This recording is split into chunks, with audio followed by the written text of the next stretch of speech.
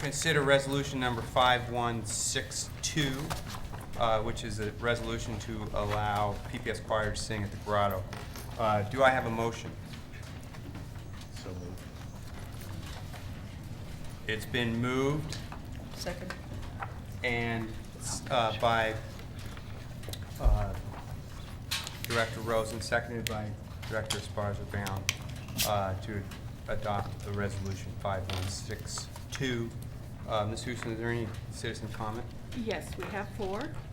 Our first 2 speakers, Cheryl Colby and Brian Harvey.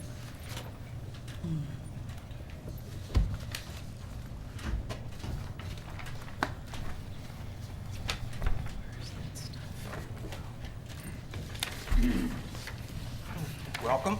Thank you. Thank you. Yeah. Ready? Please state your name. My name is Cheryl Colby, Kolbe.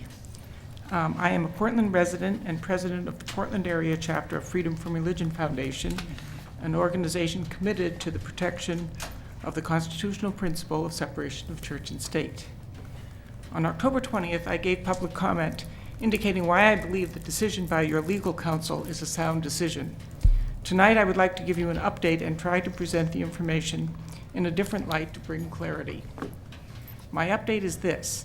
I have validated with FFRF National that in fact the original complaint to National came from Portland, from someone who requested to remain anonymous. Clearly this is a local issue. FFRF is simply responding to a concern expressed by a person in Portland. The question before you focuses on whether or not students in a public school course should be allowed to sing a program of exclusively sacred music that celebrates the true meaning of Christmas in the religious setting of the Grotto, a setting filled with religious iconography, statues, stations of the cross, nativity scenes, etc. Further, should these students be essentially helping to raise funds for the Grotto by performing at an event where admission is charged? Let's focus for a moment on what you are not being asked tonight. You are not being asked to evaluate which opinion is more popular. This is not a popularity contest. You are not being asked your personal opinion. That is, might you personally be quite happy to have your child sing or unhappy to have them sing at the Festival of Lights? You are not being asked how many years students in PPS choirs have been singing at the Grotto. If something should not be happening, it does not matter how long it has been going on. You are not being asked to determine if some students enjoy and may even benefit from the chance to perform in a chapel with exceptional acoustics. Good or bad acoustics are not criteria for evaluating compliance with the Establishment Clause. You are not being asked to determine how many students in these school choirs might be negatively impacted by their choir's participation in the Festival of Lights. None of these are the questions before you tonight. It is well settled that public schools may not advance or endorse religion. In order to avoid the perception of school endorsement of a religious message, schools must not participate in overtly religious events such as the Festival of Lights. A common argument I hear is this: why don't those who are not comfortable in this setting simply not participate? I have spoken to a number of people recently who, as children, were in a situation where they opted out of a school event due to their beliefs, and everyone to this day recalls the circumstance as a very negative experience. Courts have summarily rejected arguments that voluntariness excuses a constitutional violation. We cannot require one of our students to forfeit his or her rights and benefits as the price of resisting conformance to a school-sponsored event. Only if this is a genuine student-led, student-run, non-curricular activity is voluntariness a factor worth considering. The question tonight is, should PPS school choirs be allowed to sing at the festival, or does it violate the principle of separation of church and state? I encourage the PPS board to back the decision made by your legal counsel and that same decision backed by the ACLU of Oregon. It was a sound decision based on legal knowledge, and it protects the constitutional principle of state and church. Thank you very much. Thank you. Thank you. Thank you, members of the board. My name is Brian Harvey, Harvey. And I am here on behalf of the Secular Coalition for Oregon. It's a coalition of 16 nonprofit organizations from across the state. And while these organizations are as far-flung as Klamath Falls and Central Oregon, nearly half of them are headquartered within PPS, and I am here on behalf of hundreds, or at least 100, PPS parents and their children. I want to echo many of the sentiments that have already been made, and I think that PPS has done an admirable job in making this a public forum and a courteous one. But I think that we need to add somewhat of a human element to this. I think that it is not just a question, although legally it is, of whether or not PPS is violating the United States or Oregon constitutions in allowing choir students to participate in the Festival of Lights. And that has been spoken to, and it will probably be spoken to further. But PPS is the most religiously diverse school district in the state, and the separation of church and state protects every PPS family from religious coercion or pressure, and from feeling like they are not a full-fledged member of the PPS community.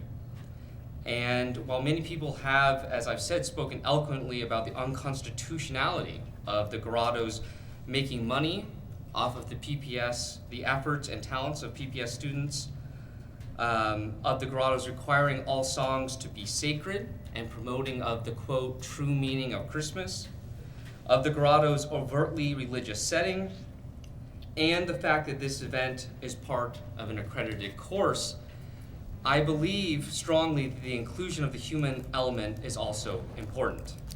Many PPS parents and their children are discomforted by the idea that their children, if they wish to take choir as an elective, are being coerced to sing songs that are exalting the Christian God and Jesus in a Christian chapel for an event that uses their talents and participation to raise money for a Christian organization.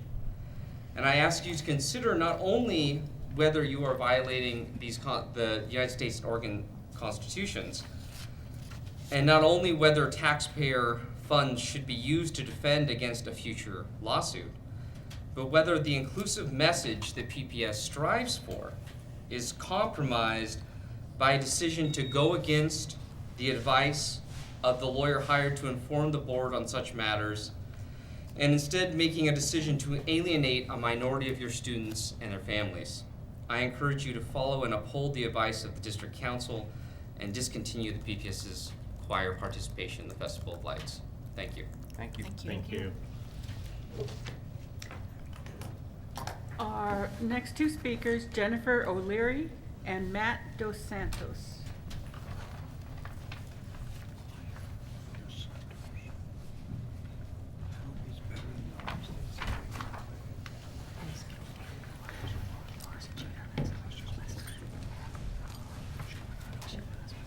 Welcome.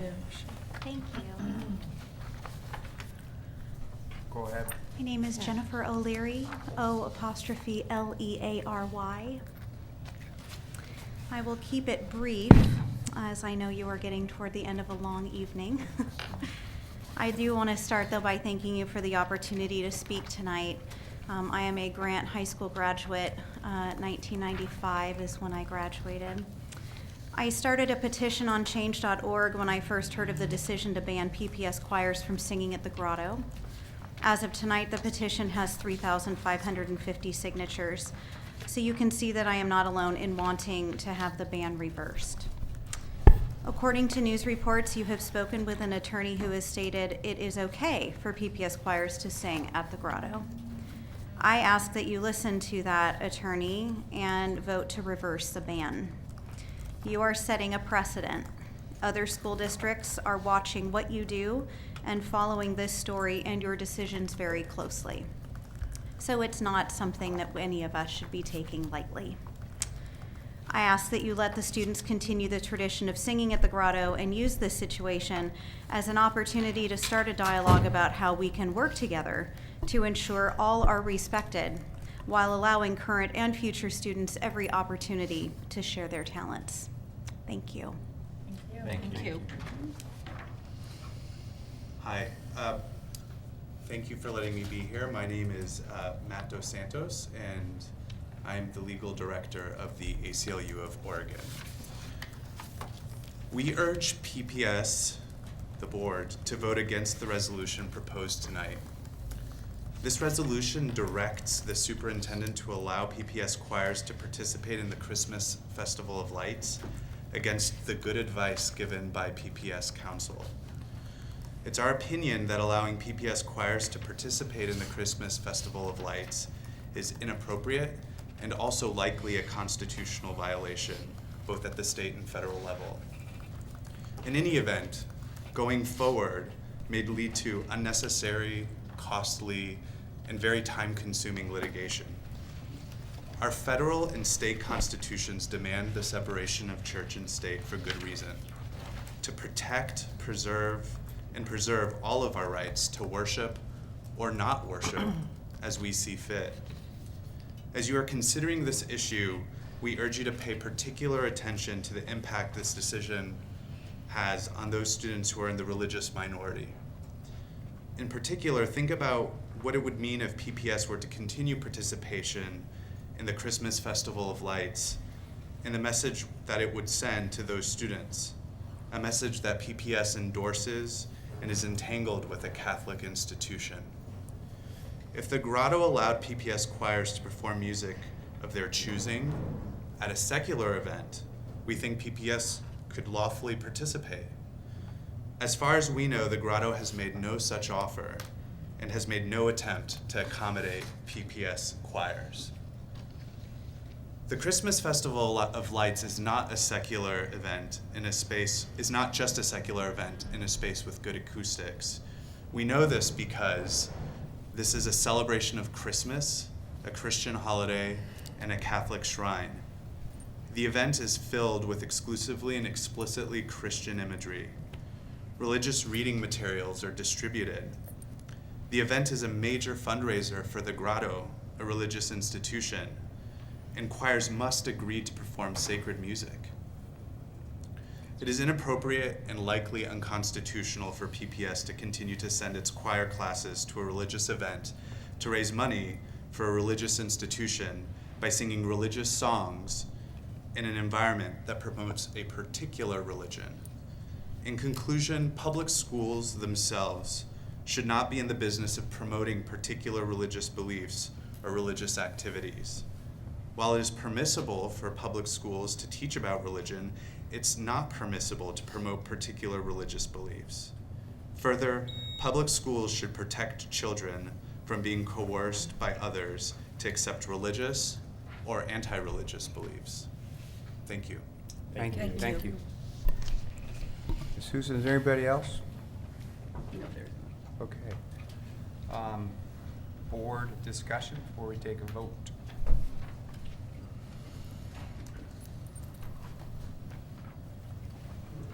Steve?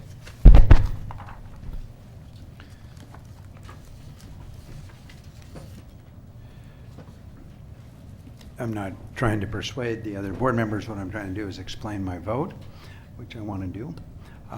I spent a long time looking at both sides of this issue. I think I can do the arguments from either side. You want to go, be glad to argue either side. I think I can do them pretty well. But when I came down to the end of looking at all those arguments, going out to the Grotto, doing, talking to people, researching, reading all sorts of legal things, I came out to the conclusion that really there wasn't a smoking gun that says this is legal or illegal. Since there wasn't, I couldn't find anything that really came forward and said this is fine for the children to do this, or this is fine, this is absolutely that they should not. I could not find something that really said that. And so the conclusion that I came to was to not yank that out right away, but to go ahead and let them sing this year, and then for what we should do is to do a study of this particular, all of these church and state issues around the schools, because we've got other ones that are hanging, and we should look at them and come up with a policy that is clear to everybody. Now, we did a policy a long time ago, 7 or 8 years ago, evidently. We did a statement, but I think we really needed to redo that again.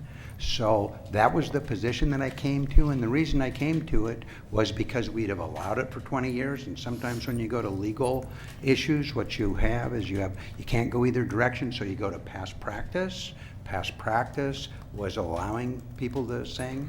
I'd be more than happy if someone would like to find out, and I won't go into an hour of my back and forth, but be glad if you'd like to call me up and find out why I made this decision. You feel free to call me up at my home. You can go to my Steve Buell, Portland School Board member website, and it's got my phone number there, and you're welcome to call me anytime, and we'll go over. But that's the conclusion that I came to. I have not been able to get my friends on the board to say that we should do a study and look at this whole issue, but that's the breaks. So off we go. I'm planning to vote for the resolution to allow kids to sing under the, and because I think if we did that, I think we would do the study. Thank you. Julie, would you like to say anything? Paul? Thank you. I do want to say, again, like Director Buell explaining my vote, that the board did get a very well-reasoned opinion from independent outside counsel. That was at, thank you, yes, Director Knowles, you're right, 2 of them. One of them was at the initiation of Chair Curler, and I want to thank him for that. It has been a very interesting ride looking at this issue, because I've had to change my mind now twice. And I appreciate the opportunity to learn and grow. There has been, well, the opinion that we got, it seemed to me, hinged on the intent of the district. And obviously, our intent is not to convert, not to coerce. And the conclusion was that we were, it seemed, fine. This is one opinion we got. It was a very compelling case, and I had to think about it for a very long time. And ultimately realized that whether that is a compelling legal opinion or not, whether it would prevail in court or not, and regardless of how much money it might take,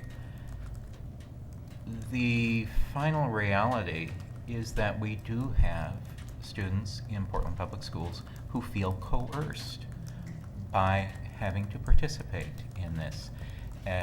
And I will not vote for a practice that does that. So I will be voting against the resolution. Thank you. Thank you, Paul. Oh, yes, we. I just want to say thank you to Director Anthony, because I was very, I appreciate your thinking, your open mind, and it was very persuasive. Thank you. But I also want to talk a little bit about my own thoughts about the Grotto. I can tell you that it's beautiful, a beautiful spiritual place in the middle of our city. I've been there many times with my family, been there during the Festival of Lights. I've been there other times during the year just for contemplation. It's a beautiful spiritual place. Been to the Festival of Lights many times. My mother loved it. We used to go with my children. I think she loved it because there's no mistaking what it's all about. It's a religious celebration of the birth of Christ as the Savior. And as you wend your way through the forest to the Chapel of Mary, there's a light show depicting Christian beliefs, the Christmas story, the story of Mary, Joseph, and baby Jesus. There's lights depicting those things. There's music. There's a voice telling you the story as you wend your way toward the Chapel of Mary. And it's beautiful. There's no Santa Claus, no reindeer, no snowmen, none of that kind of thing. I've also been to the Grotto during the Festival of Lights to hear our students sing because my son Spencer was a Royal Blue. And I went to watch the Blues sing, and I remember at the time thinking, I wonder if there are families here who are not Christian or whose students are singing here or whose students are not singing here because they couldn't come or they wouldn't come.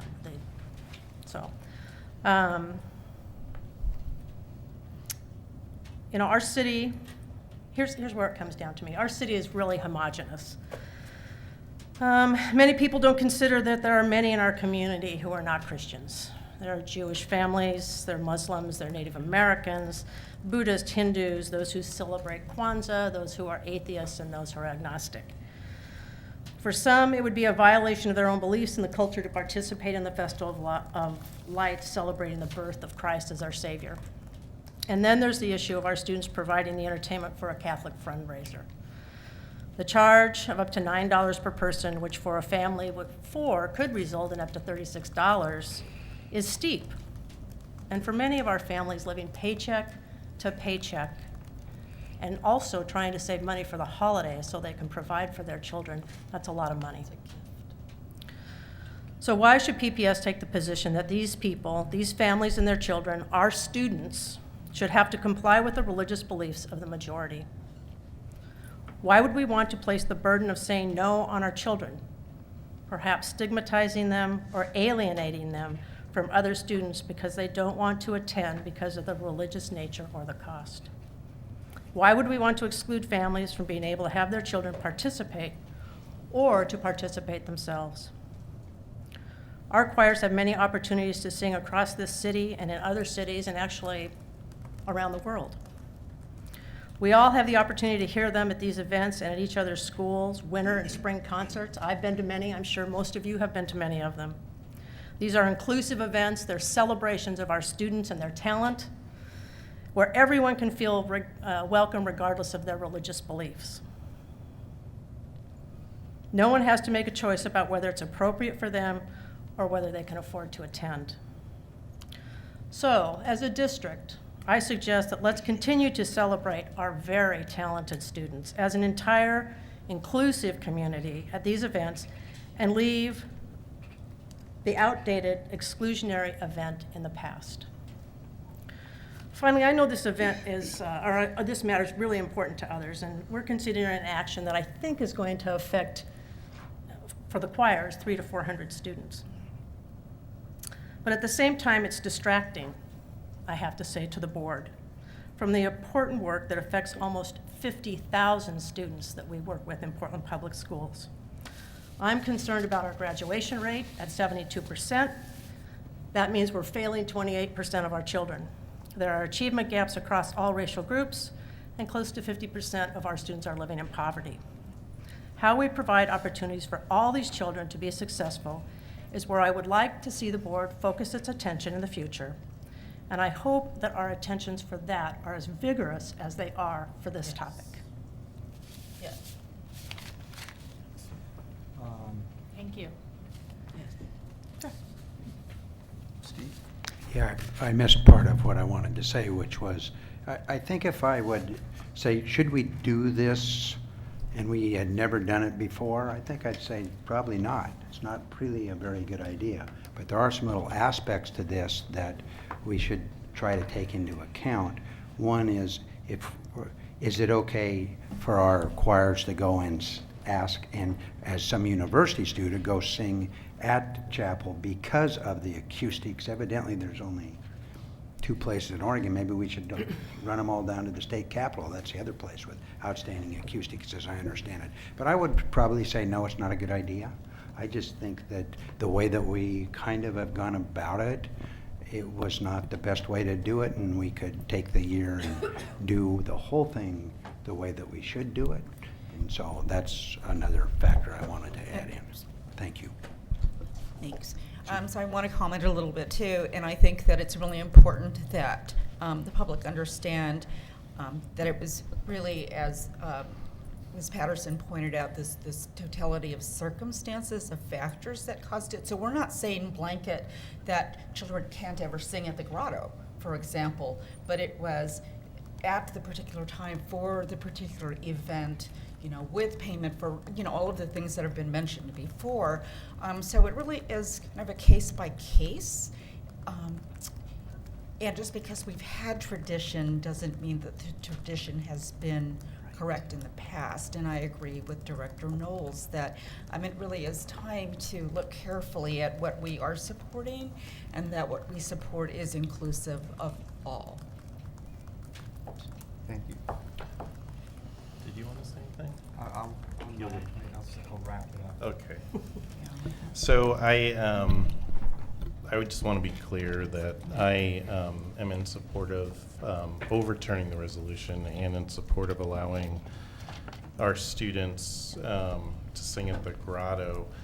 I do want to say that I appreciate the testimony that everyone's provided. We've gotten a lot of emails.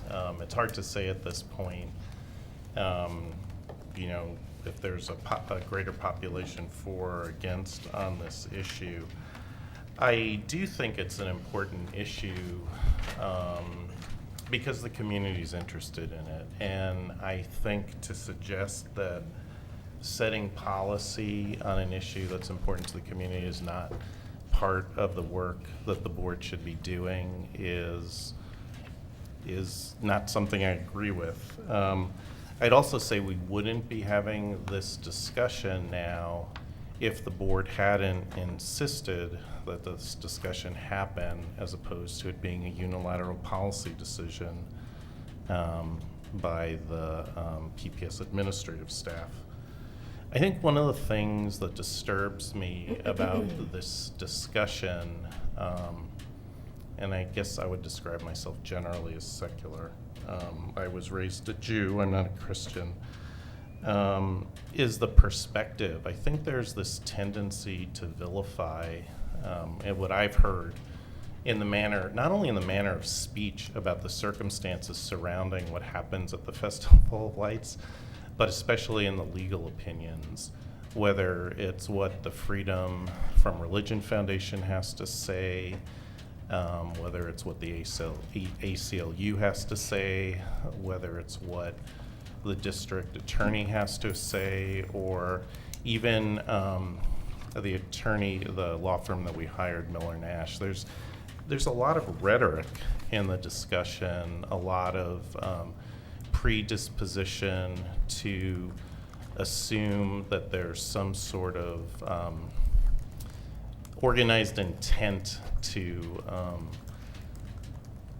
overwhelm whoever attends the Grotto with Christianity, and specifically overwhelm our students that might be performing there. So I do say that's all about perspective. I've been to the Grotto for the Festival of Lights.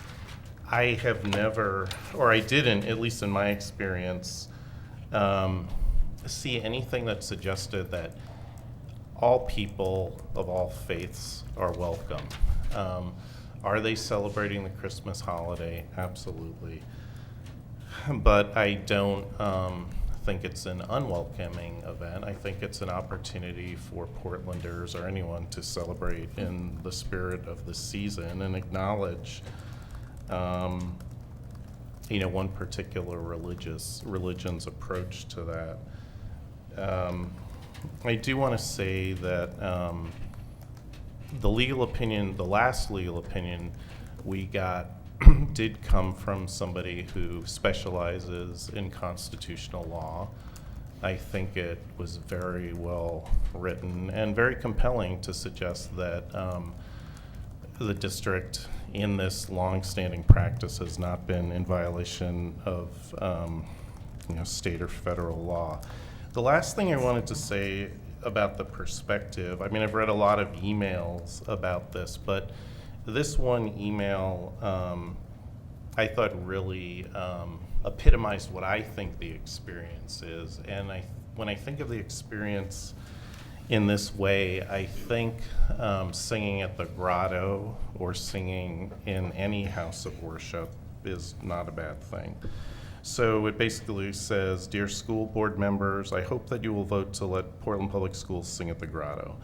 My son sang in the Cleveland High School choir for several years. I never considered it a religious event when I attended the winter performance there. There is no priest, preacher, or anyone promoting a religious viewpoint. The kids sing a variety of songs from all over the world, some religious, but mostly not. Last year they did a 50s style bebop, not religious."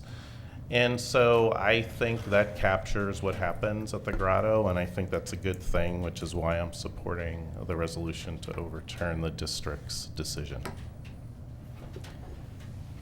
Would you like to say a few words? No. Okay.